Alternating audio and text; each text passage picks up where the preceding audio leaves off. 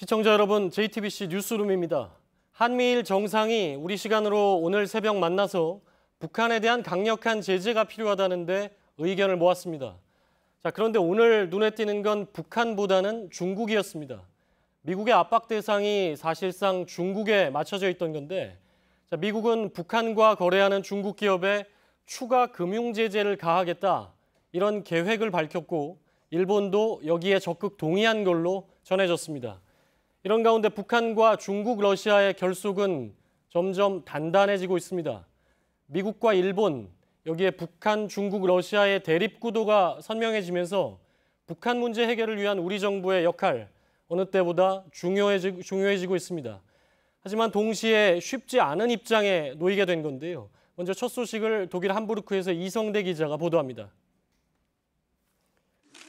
한미일 3국 정상은 북한에 대해 이전보다 훨씬 강화된 압박을 가해야 한다는 데 의견을 모았습니다. 이를 위해 3국은 보다 강력한 유엔 안보리 결의를 도출하고 고도화되는 북한의 미사일 능력을 막는 데 힘을 모으기로 했습니다.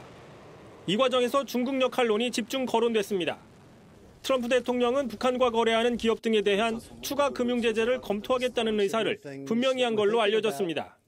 문재인 대통령도 중국이 많은 역할을 했지만 조금 더 할 여지가 있다며 미국, 일본과 보조를 맞췄습니다. 사실상 한미일 3국이 중국의 역할에 불만을 제기했다는 분석입니다. 다만 북한을 압박하는 방식으로 군사적 수단 대신 경제적 압박의 뜻을 모았습니다.